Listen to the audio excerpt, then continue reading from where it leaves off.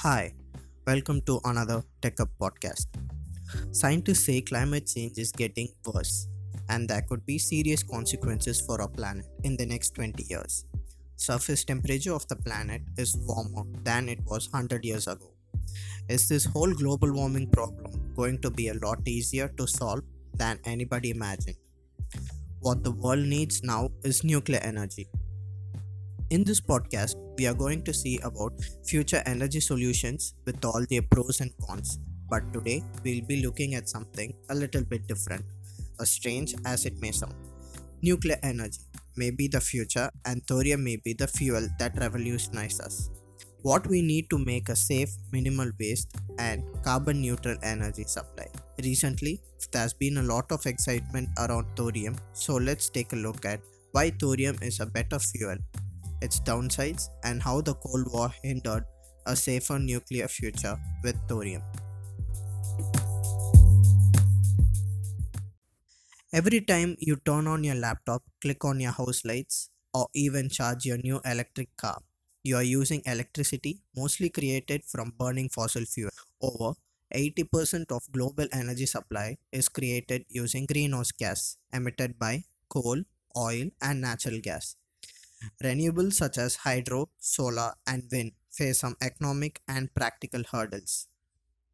Although it may be a while before the full global energy supply is fueled by renewables. In the meantime, it's clear that we need something better than what we have today. And this is where nuclear energy comes in. When the word nuclear is mentioned, Hiroshima, Chernobyl, and Fukushima often springs to mind, or maybe you remember the dangerous radioactive green sludge from the Simpsons the Homer worked with.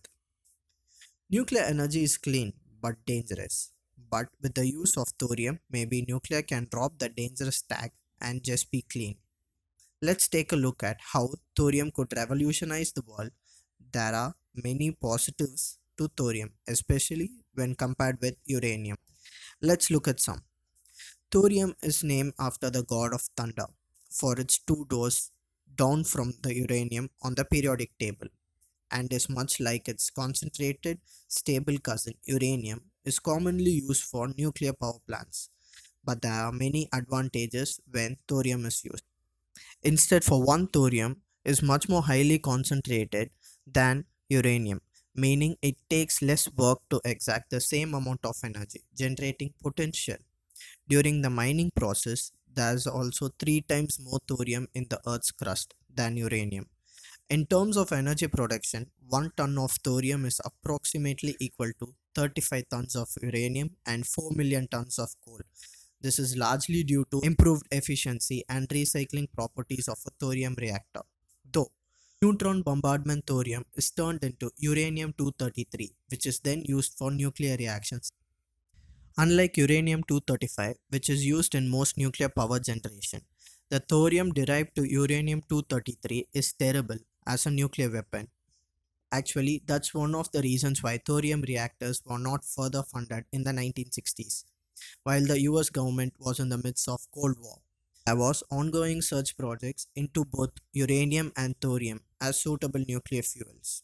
The USA decided to opt for uranium power plants partly because the byproducts can be used for nuclear weapons. They fear that the Soviets were doing the same.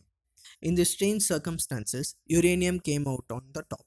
And over the next few decades, uranium became the industry standard and major reason why any new power plants for uranium and not thorium reactors. Thorium is a weak radioactive metal, while uranium in its enriched form is difficult to contain. Uranium mining for yellow cake is also very dangerous to workers as it releases radon gas. When mining, due to the nature of thorium, power generating processes being in liquid form is both the fuel and the coolant in the reactor.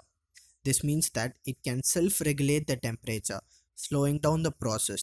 If the temperature gets too high, this makes thorium reactors incapable of having a meltdown, and that's pretty interesting. And probably the thing that sets thorium reactors apart from contemporary counterparts, while nuclear power plants may be considered clean as they don't emit greenhouse gases, they still do produce nuclear waste. Currently, this waste degrades over a half-life of 100,000 years for thorium. This is 300 years, and in addition, it's much less toxic. In comparison, according to some estimates, thorium may also produce 0.6% to the radioactive waste when compared to uranium-based nuclear power plants. So far, all of these positives, there are still some negatives to thorium.